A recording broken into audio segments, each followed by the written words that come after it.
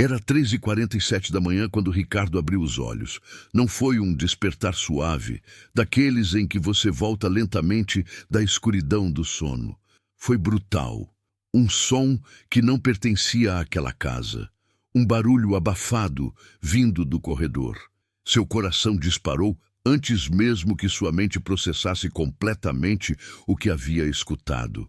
A mansão, normalmente tão silenciosa naquele horário, parecia respirar com ele. Ricardo ficou imóvel por alguns segundos, a mão direita ainda sobre o peito, sentindo as batidas aceleradas através do tecido fino do pijama. Algo estava errado, profundamente errado.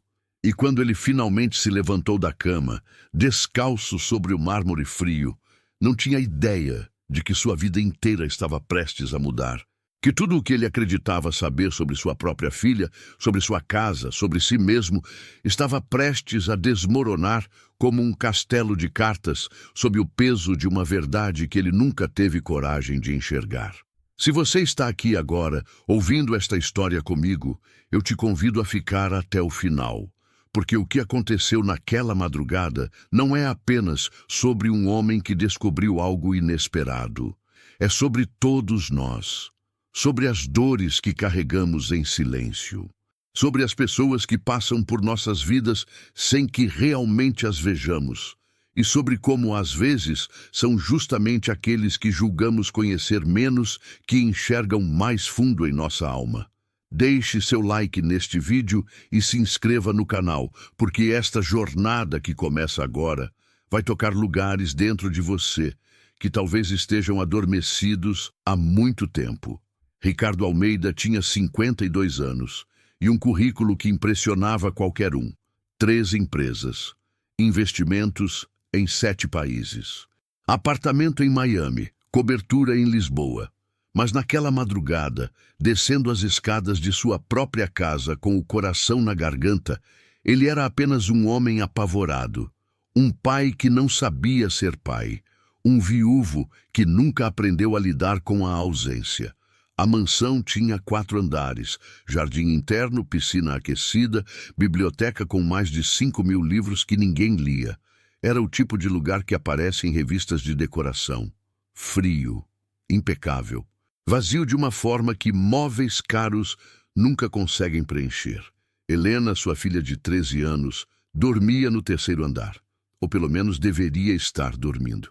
Ricardo subia aquelas escadas todos os dias, passava em frente ao quarto dela, batia levemente na porta, perguntava se estava tudo bem, recebia um "sim, pai" abafado e seguia com sua rotina. Ele achava que isso era suficiente. Achava que prover, garantir segurança, pagar a melhor escola, os melhores médicos, era tudo que um pai precisava fazer. Principalmente, um pai que criava uma filha sozinho desde que ela tinha 9 anos.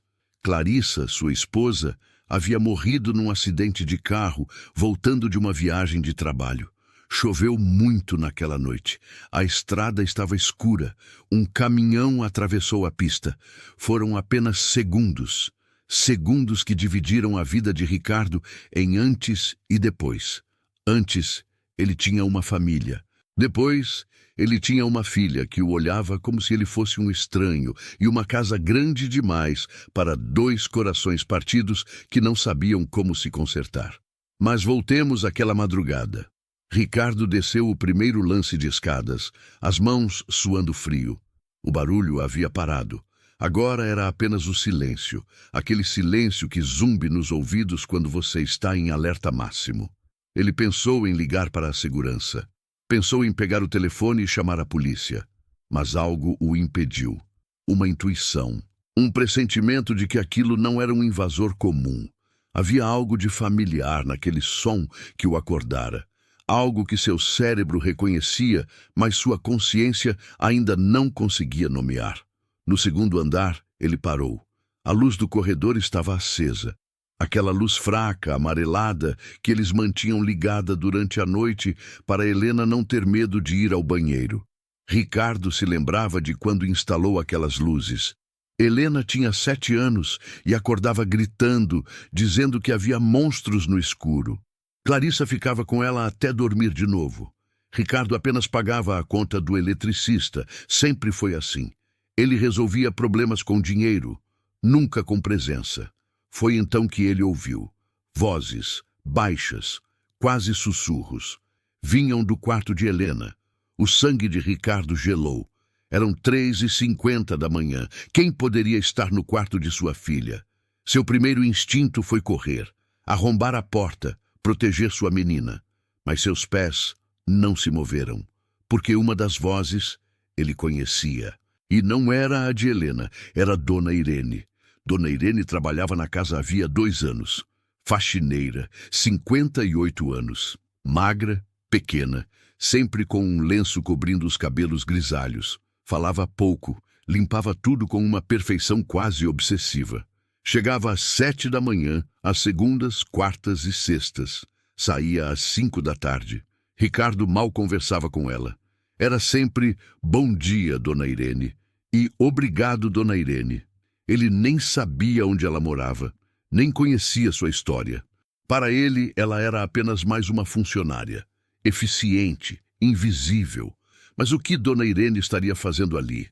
Dentro da casa, às 3 da manhã, no quarto de Helena? Ricardo sentiu a raiva subindo. Quente, cegante. Como ela usava? Como tinha entrado? Ele ia demiti-la, ia chamar a polícia, ia processar. Mas então ele ouviu algo que o fez parar completamente, um som que ele não ouvia há anos. Helena estava rindo, não era uma risada alta, era contida, suave, mas genuína. O tipo de riso que ele não escutava da filha desde antes do acidente, desde antes de Clarissa partir.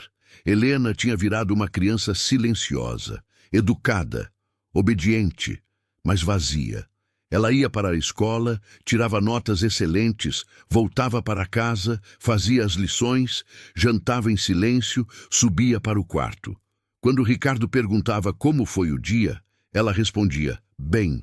Quando ele perguntava se precisava de alguma coisa, ela dizia, não, obrigada. Eles viviam na mesma casa como 2 estranhos, cumprindo um protocolo. E agora ela estava rindo, no meio da madrugada, com a faxineira. Ricardo se aproximou da porta. Ela estava entreaberta. Apenas uma fresta. Ele podia ver uma fatia do quarto. A cama de Helena, com seu edredom rosa claro, que ela insistia em manter mesmo sendo coisa de criança. A escrivaninha cheia de livros. O ursinho de pelúcia que Clarissa deu de presente no último aniversário dela. E ali, sentadas no chão, de costas para a porta, estavam Helena e Dona Irene.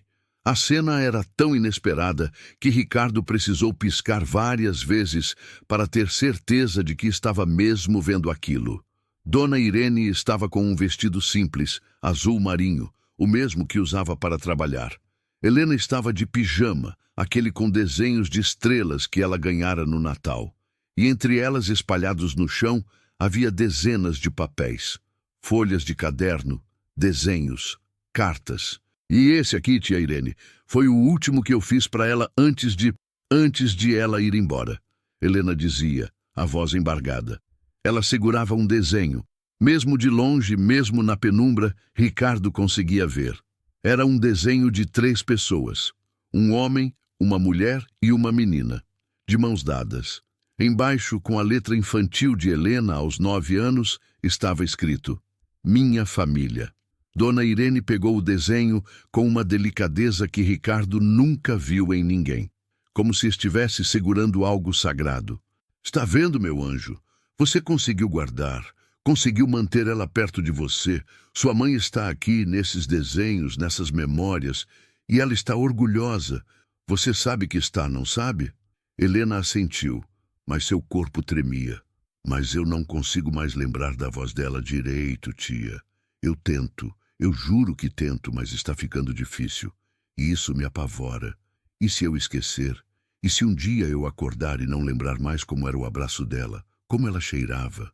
Como ela cantava aquela música antes de eu dormir? Ricardo sentiu como se alguém tivesse enfiado uma faca no seu peito e torcido. Ele não sabia, não fazia ideia de que Helena carregava isso. Ela nunca disse, Nunca chorou na frente dele. Nunca pediu ajuda. Ou será que tinha pedido e ele não soube escutar? Vem aqui, menina, Dona Irene disse, abrindo os braços. Helena se jogou naquele abraço como quem se joga num mar depois de dias perdida no deserto. E chorou. Chorou de um jeito que Ricardo nunca tinha visto, com soluços profundos, com uma dor tão visceral que parecia rasgar algo dentro dela. E Dona Irene apenas segurou, balançou levemente, acariciou os cabelos de Helena e deixou que ela chorasse. Eu sei, meu amor, eu sei como dói. Quando eu perdi minha Beatriz, achei que ia morrer também. Achei que não ia conseguir respirar sem ela. Minha filha tinha apenas 17 anos, leucemia, 3 anos de tratamento. E no final, não adiantou nada. Eu segurei a mão dela até o último segundo. E quando ela se foi, foi como se tivessem arrancado um pedaço de mim. Um pedaço que nunca vai crescer de volta. Ricardo estava congelado. Dona Irene tinha uma filha, perdeu uma filha. Como ele não sabia disso? Como em 2 anos de trabalho ele nunca perguntou. Nunca se interessou por saber quem era aquela mulher além de alguém que limpava sua casa.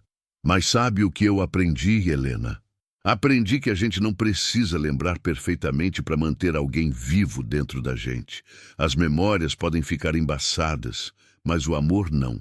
O amor fica nítido, cristalino. E é isso que sua mãe deixou em você. Não é a voz dela que importa, é o que ela fez você sentir. E isso, meu anjo, isso ninguém tira, nem o tempo, nem a dor, nem nada. Helena se afastou um pouco, limpando as lágrimas com as costas da mão. É por isso que você vem aqui às vezes à noite? Porque você sente falta da Beatriz também? Dona Irene sorriu. Um sorriso triste, mas verdadeiro.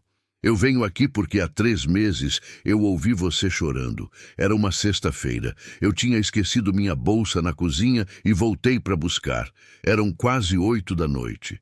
Eu ouvi um barulho vindo do seu quarto. Subi. Você estava sozinha, abraçada nesse ursinho aqui, chorando como se o mundo tivesse acabado. E eu não consegui ir embora. Eu bati na porta. Você abriu e a gente conversou. Lembra?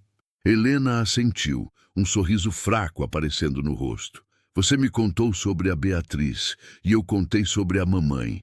E pela primeira vez em anos, eu senti que alguém entendia. E desde então, sempre que eu sinto que você está precisando, eu volto. Eu tenho uma cópia da chave que seu pai me deu para emergências. Eu sei que não é certo, eu sei que deveria pedir permissão. Mas toda vez que eu ia embora e te deixava sozinha com toda essa tristeza, meu coração doía, porque eu sei como é. Eu sei o que é carregar um luto que ninguém mais quer falar sobre. Eu sei o que é todo mundo esperar, que você supere, como se fosse possível superar a ausência de alguém que você amava mais que tudo. Ricardo estava tremendo, não de raiva, de vergonha, de culpa, de uma dor tão profunda que ele não sabia nem por onde começar a processar. Helena estava sofrendo há 4 anos e ele não viu. Ou pior, viu e fingiu que não via, porque era mais fácil. Porque ele mesmo estava destruído e não tinha forças para carregar a dor dela também. Então ele fez o que sabia fazer. Trabalhou mais, ganhou mais dinheiro, encheu a casa de coisas, pagou terapeutas que Helena frequentava em silêncio sem nunca realmente se abrir e achou que isso era ser pai. Tia Irene, você acha que o meu pai ainda lembra da mamãe? A pergunta de Helena veio baixa, quase envergonhada. Ele nunca fala sobre ela, nunca. É como se ela nunca tivesse existido. Todas as fotos dela estão guardadas. Ele tirou tudo. Eu só tenho essas que eu escondi aqui no meu quarto. Meu anjo, seu pai lembra. Tenho certeza que ele lembra todos os dias. Mas homens, às vezes, não sabem lidar com a dor do jeito que a gente lida. Eles acham que tem que ser fortes, que tem que esconder, que chorar é fraqueza. E aí eles guardam tudo dentro, até que essa dor vira um muro entre eles e todo mundo, até entre eles e as pessoas que mais amam. Mas eu sinto falta dele também, Helena sussurrou, e essas palavras foram como uma bomba no peito de Ricardo. Eu perdi minha mãe, mas de certo jeito eu perdi meu pai também. Ele está aqui, mas é como se não estivesse. Ele me pergunta se está tudo bem. Eu digo que sim, porque eu não sei como dizer que não está. Eu não sei como falar com ele. A gente não sabe mais como conversar. É como se a gente tivesse perdido a língua um do outro. Dona Irene puxou Helena de novo para perto. Já tentou falar com ele? De verdade? Não só responder tudo bem quando ele pergunta? Já tentou sentar com ele e dizer: pai, eu não estou bem. Eu preciso de você? Eu tenho medo, Helena confessou. Medo de que ele não saiba o que fazer. Medo de que ele fique desconfortável. Medo de que ele não se importe de verdade. Ele se importa, Helena. Eu vejo. Eu vejo nos olhos dele, quando ele olha para sua porta e hesita antes de bater. Eu vejo na forma como ele pergunta sobre você para a governanta. Ele se importa, só não sabe como mostrar. Ricardo estava com lágrimas escorrendo pelo rosto. Quando foi a última vez que chorou? No enterro de Clarissa? Nem isso. Ele ficou de pé no velório inteiro, recebendo pêsames, organizando detalhes, sendo forte para Helena. E depois, quando chegou em casa, ele trancou o quarto, guardou todas as fotos, todas as roupas, todos os vestígios de Clarissa e decidiu que a melhor forma de seguir em frente era não olhar para trás.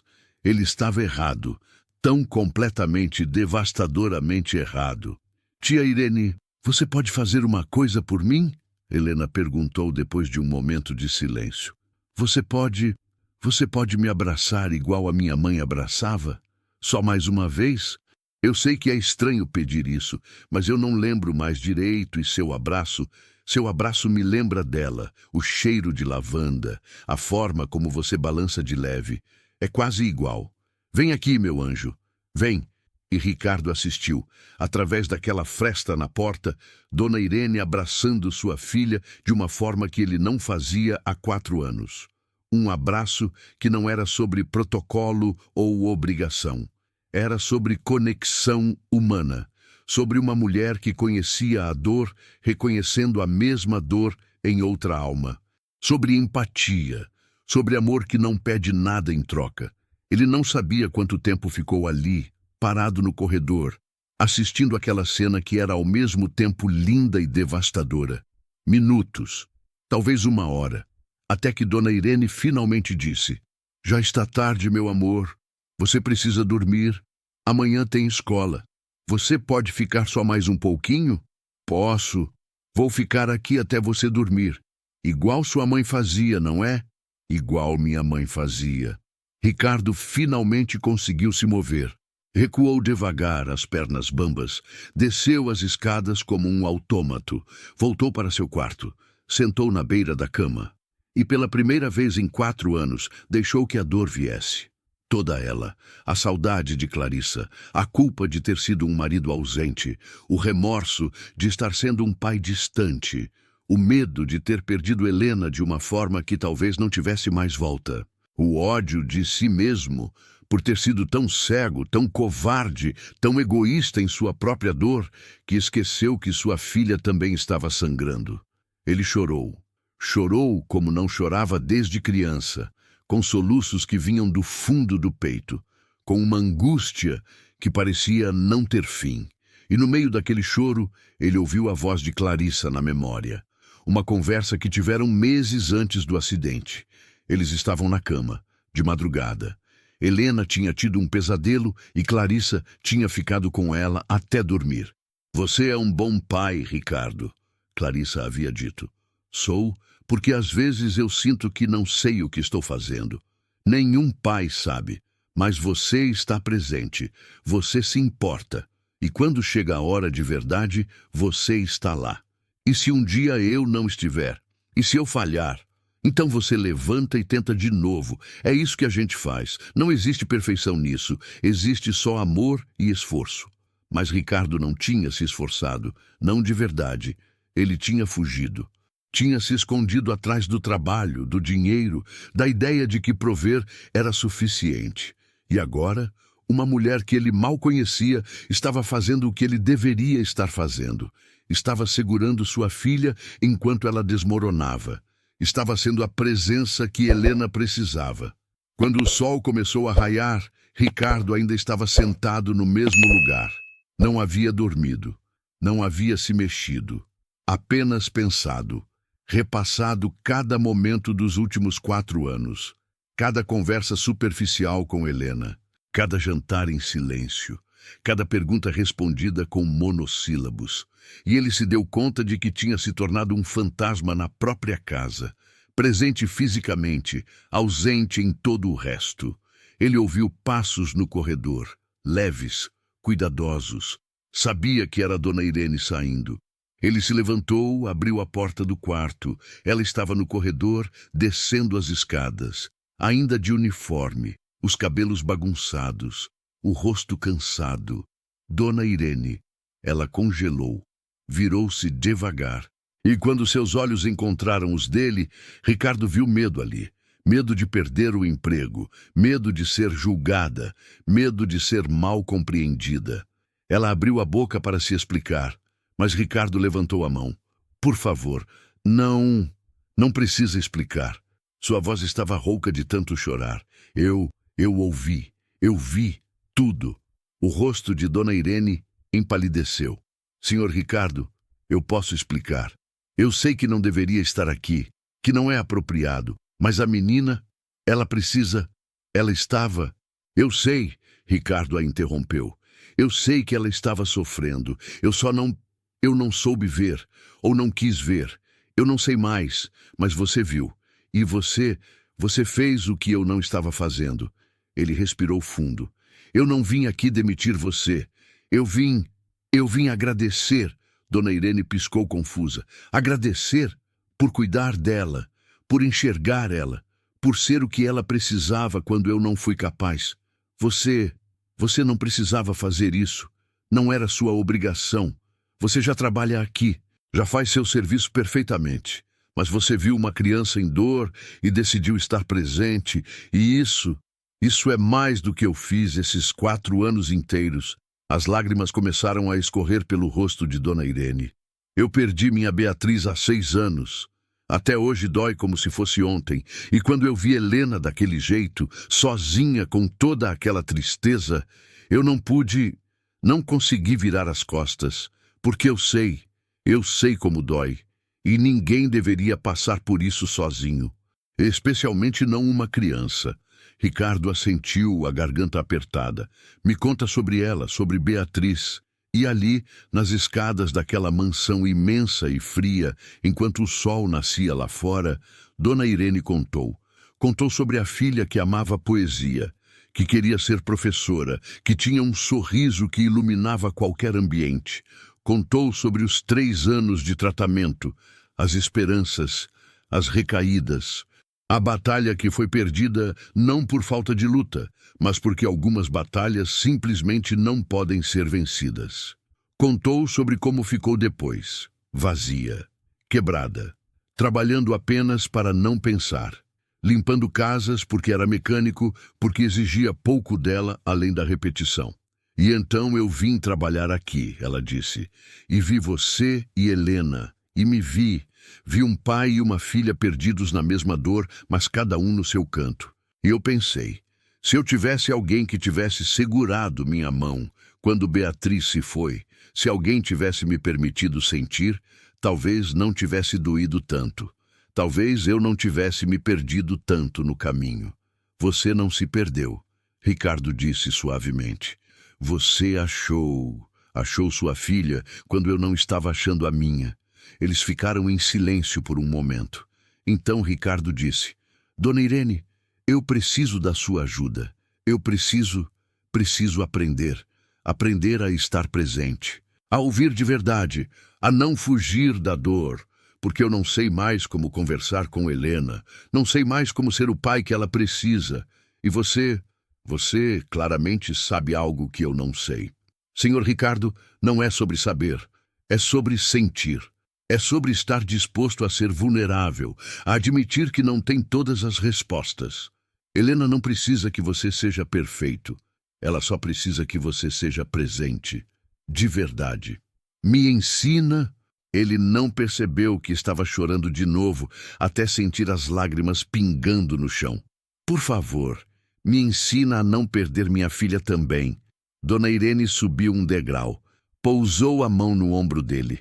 Não é tarde demais, nunca é tarde demais. Mas você vai ter que fazer a parte mais difícil, abrir aquela porta que você trancou. Aquela porta onde guardou todas as lembranças de Clarissa. Aquela dor que você empurrou para baixo do tapete. Helena precisa ver que você também sente falta, que você também chora, que você também está quebrado, porque só assim vocês vão poder se consertar juntos. Naquela manhã, Ricardo não foi trabalhar. Pela primeira vez em anos, ele ligou e cancelou todas as reuniões. Pediu que transferissem tudo. Depois, ele subiu até o sótão. Aquele lugar onde tinha guardado tudo de Clarissa. As caixas estavam empilhadas, cobertas de poeira. Ele abriu a primeira. Roupas com o cheiro dela ainda impregnado no tecido, mesmo depois de 4 anos. Perfume misturado com lavanda. Ele pressionou uma blusa contra o rosto e permitiu que a memória viesse. Clarissa usando aquela blusa num domingo de manhã, fazendo panquecas na cozinha, Helena rindo no fundo, música tocando. Ele abriu outra caixa. Fotos, centenas delas, casamento, lua de mel, gravidez, o nascimento de Helena, primeiro aniversário, primeiro dia de aula, viagens em família, aniversários, natais, uma vida inteira em fotografias. Uma vida que ele tinha trancado porque doía demais olhar. Mas dor guardada não desaparece. Ela só apodrece por dentro. Ricardo passou horas ali, relembrando, chorando, sentindo. E lentamente, algo começou a mudar dentro dele. Não era cura, não era aceitação completa. Era apenas o primeiro passo de permitir que a dor existisse sem fugir dela. Quando desceu, já era tarde da tarde. Helena estava na sala fazendo lição de casa. Ela olhou para ele surpresa. Pai, você não foi trabalhar? Não fui. Ele se sentou ao lado dela. Ela se encolheu levemente, como sempre fazia. Mas desta vez, Ricardo não deixou que aquilo o impedisse. Helena, eu preciso conversar com você. Eu fiz alguma coisa errada? Não, meu amor, não. Eu fiz muita coisa errada. E eu preciso pedir desculpas. Helena largou o lápis confusa. Eles nunca tinham esse tipo de conversa. Desculpas por quê? Por não estar presente. Por ter fugido da dor de perder sua mãe, de um jeito que acabei perdendo você também. Por ter achado que te dar coisas era suficiente quando o que você precisava era de mim. Do pai que abraça, que pergunta de verdade como você está, que chora com você quando dói, que guarda as fotos da mãe na parede, não em caixas no sótão. Os olhos de Helena se encheram de lágrimas. Você ouviu? Ouvi. E eu sinto muito você ter precisado procurar em outra pessoa o que eu deveria estar te dando. Dona Irene é uma mulher incrível, mas eu sou seu pai. E eu deveria ter sido forte o suficiente para segurar você quando você estava caindo. Eu achei que você não ligava, Helena sussurrou, que você tinha esquecido da mamãe, que tinha seguido em frente. Eu nunca esqueci, nem por um segundo. Eu só não sabia como lidar. Então eu guardei tudo, a dor, as lembranças, os sentimentos.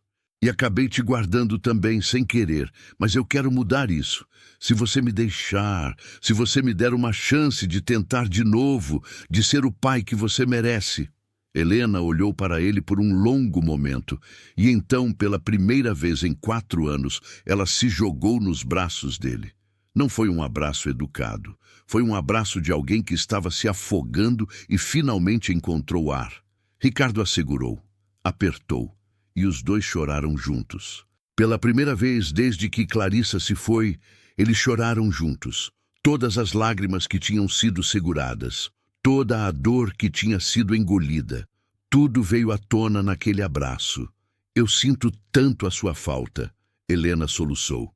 Eu sinto falta de como era antes, quando a gente era uma família, quando você sorria, quando a gente jantava junto e conversava de verdade. Eu sei que a mamãe se foi, mas eu não quero perder você também. Você não vai perder. Eu prometo. Eu estou aqui. E vou continuar aqui.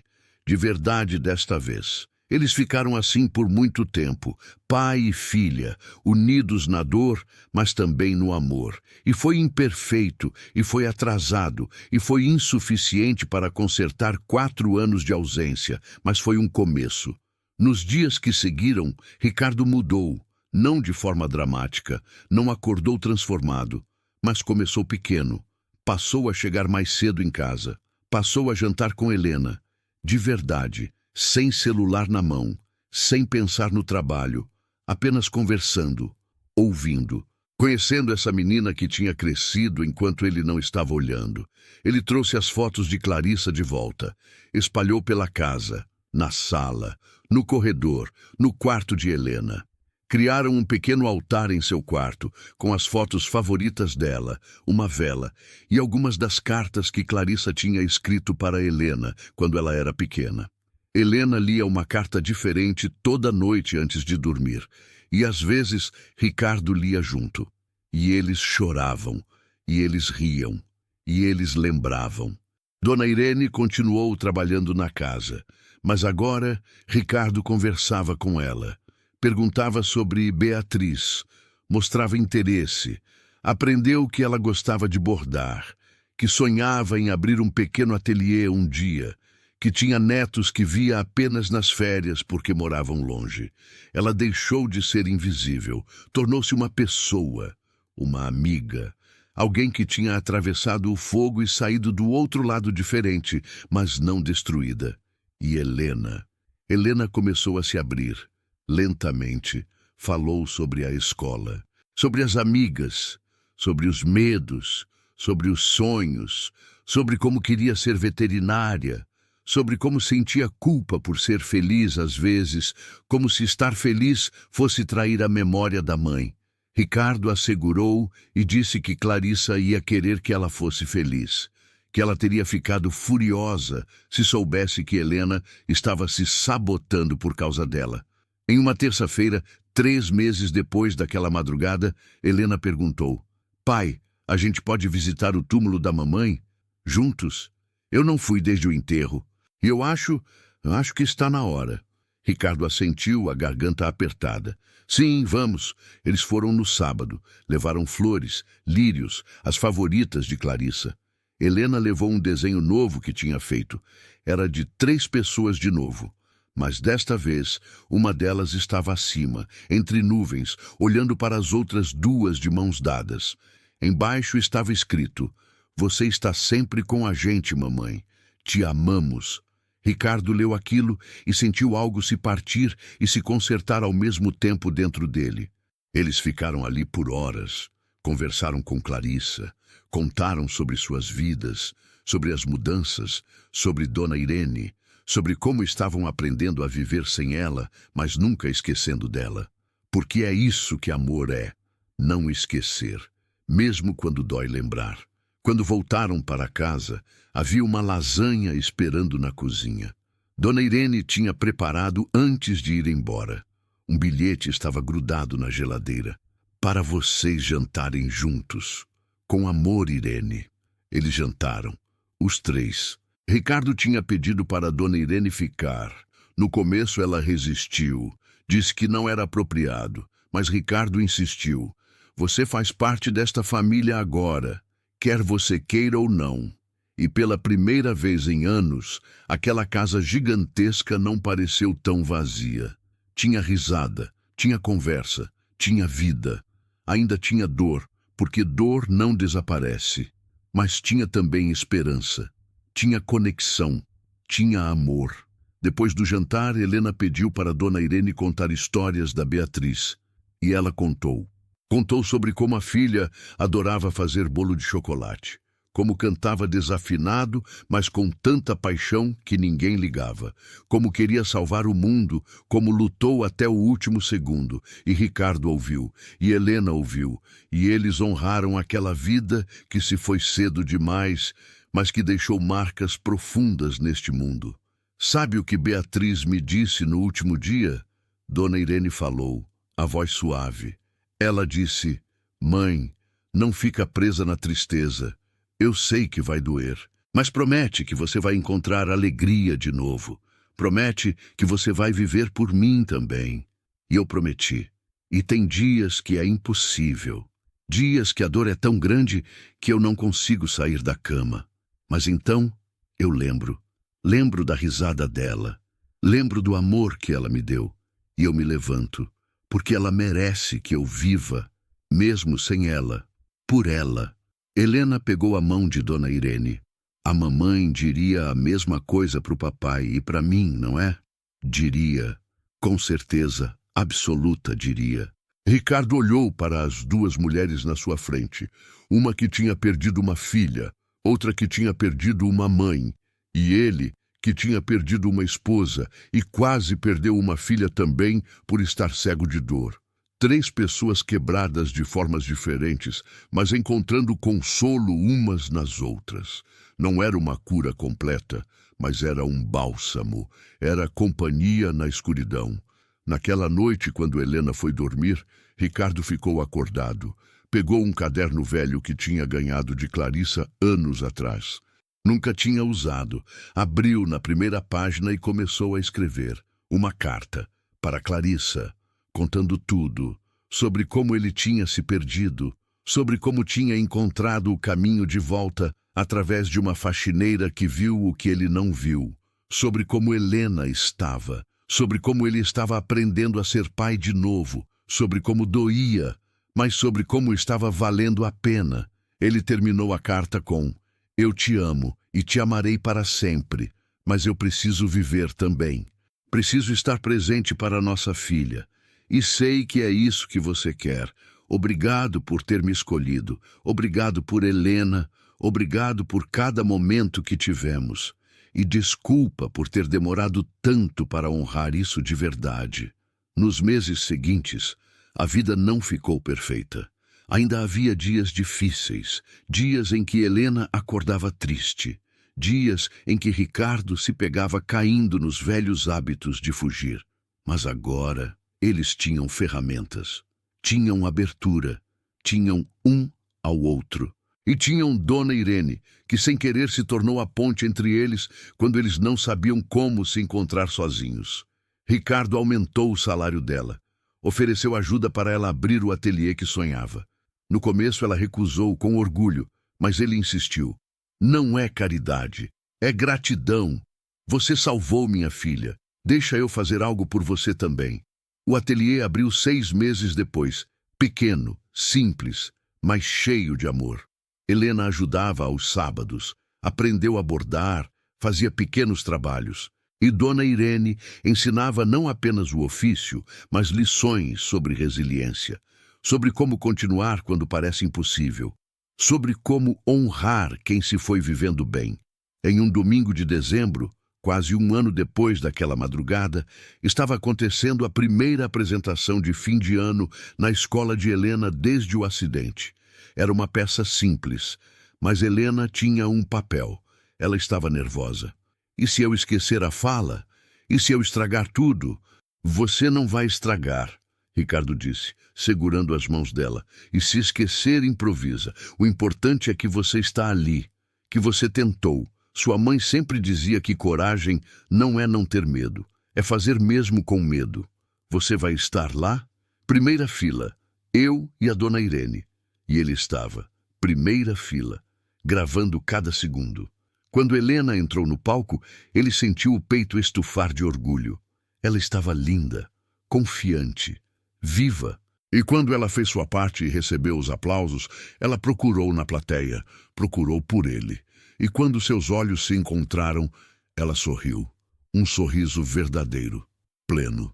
Depois da apresentação, no estacionamento, Helena disse: obrigada por estar aqui. Sempre vou estar, eu prometo. Eu sei. E pai, eu acho que a mamãe também estava ali. Eu senti. É estranho dizer isso, mas eu senti. Não é estranho. Ela estava. Tenho certeza que estava. Dona Irene, que tinha assistido tudo com lágrimas nos olhos, abraçou Helena.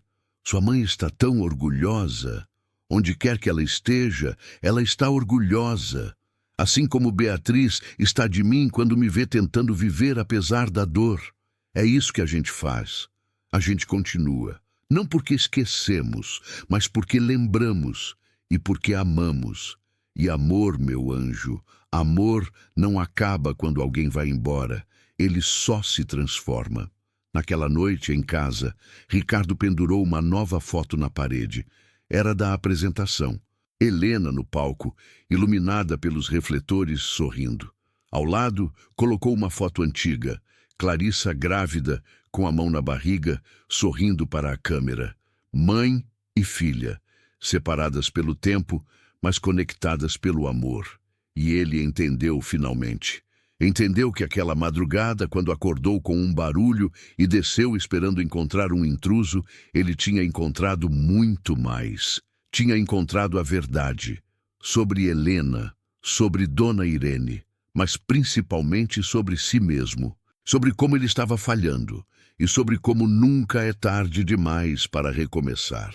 Dona Irene não era apenas uma faxineira, era um anjo disfarçado, uma mulher que conhecia a dor profunda de perder um filho e que decidiu usar essa dor para salvar outra criança que estava se afogando. Ela não precisava fazer isso, não ganhava nada com isso, mas fez porque é isso que pessoas boas fazem. Elas veem a dor e decidem não virar as costas. E Ricardo aprendeu. Aprendeu que estar presente não é sobre ser perfeito.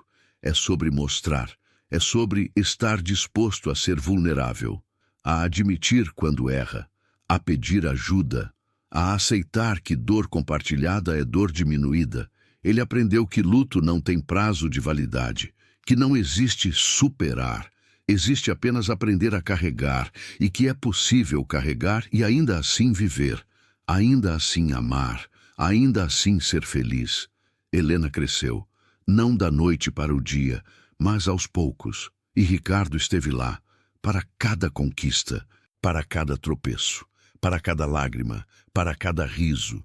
Ele não foi um pai perfeito, mas foi um pai presente, e isso fez toda a diferença. Anos depois, quando Helena se formou no ensino médio, ela fez um discurso. Falou sobre resiliência, sobre perda, sobre como uma mulher chamada Irene tinha mudado sua vida quando ela mais precisava, sobre como o pai tinha encontrado coragem de mudar, sobre como o amor é a única coisa que realmente importa no final.